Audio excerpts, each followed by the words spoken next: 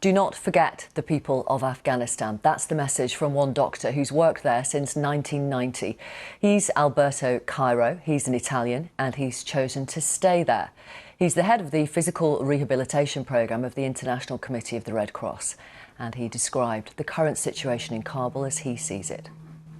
Well, Kabul is quiet. If you move around, you feel that it's a quiet place, but it's not the same. I remember 2 weeks ago, it was completely different, crowded, a lot of people moving around, people more relaxed.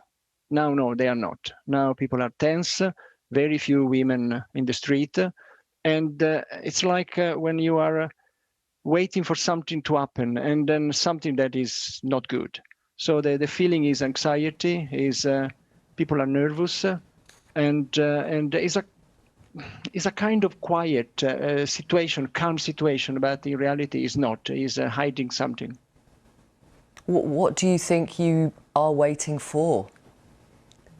Well, you know, it's very difficult to say because now there is a new regime, that's clear, and people start understanding that it's going to last for some time. It's not like in Europe, in other countries where if you're not happy of a government, you wait for the next election.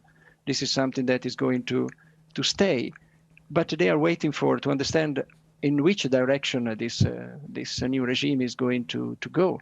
Is it going to be as tough as in the past or softer? Even ourselves, the international organization, we are waiting to understand, to see what the direction, the rules are going to be, the way we will be able to work, the way the population will be able to go on with their life. So people are waiting. They don't know what is going to happen. And what happened yesterday evening scared quite a lot of people because many of them told me, well, maybe we are going to lose some freedom, but hopefully we will get some more security. Now they are not sure of that. We don't know what is going to happen. So that's anxiety, really, and everybody is affected by that.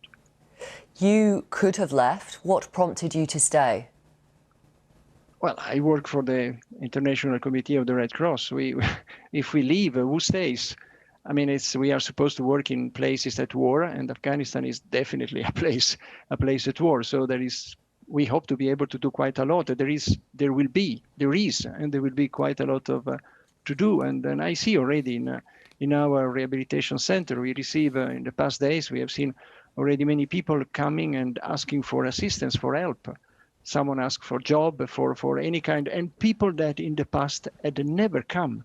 And they say, all of them, that their family is without any support because those who were supported, the breadwinners, had left the country, or they are jobless now because they were working for an international organization or national organization that they have closed down. So the situation is very, very, very, very grim. And then we have to stay, definitely. There is plenty of things to do for us and in favor of the population, so definitely we stay. I think I'm right in saying that it is often women who are coming to you saying that they are terrified. Is that correct? Not only women, everybody is afraid. Is afraid because really I see myself. I've been in this country for 30 years.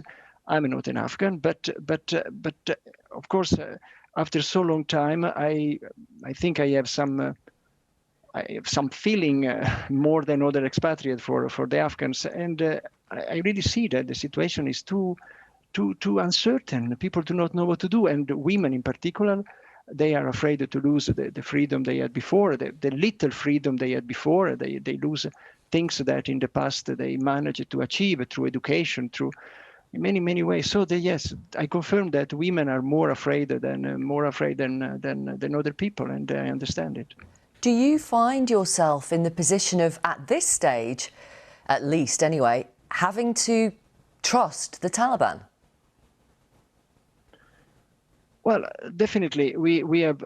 I have to say that even in the past, when the previous government was still in place, the ICRC had always the open dialogue with the Taliban. So that there is a mutual trust. There is a now nobody knows exactly what are the plan of politician or people in the government, so you never know exactly what they want, in which direction they want to go. But definitely we have to trust them. They are the government now. There is no choice. I mean, and now they have to deliver something. Before they were just trying to take the place of the previous government, to replace it.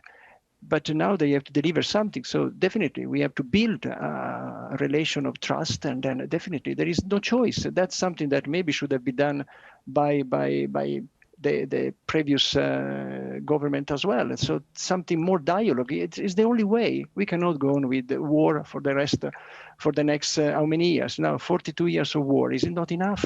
So you have to dialogue. You have to speak with people. You have to find a way to trust them. Otherwise, it's war for the next God knows how many years. We know that evacuation flights are closing. I'm guessing that you are receiving news from friends, from acquaintances who've either made it onto the final flights or who failed to get out. Oh yes, plenty. I received in the past weeks, even this morning, people asking me desperately to help and to help them to leave. Some people they were at the airport yesterday, so they are traumatized. They are home now. They don't want to try anymore. Oh yes, we receive every day this kind of messages, and then I tell you, it's something that is very much hurting. What's your message to the international community? Don't forget Afghanistan. I mean, when you speak with the Afghans, they feel a little betrayed. They are afraid that what happened in the 90s is going to happen again, when Afghanistan was completely forgotten.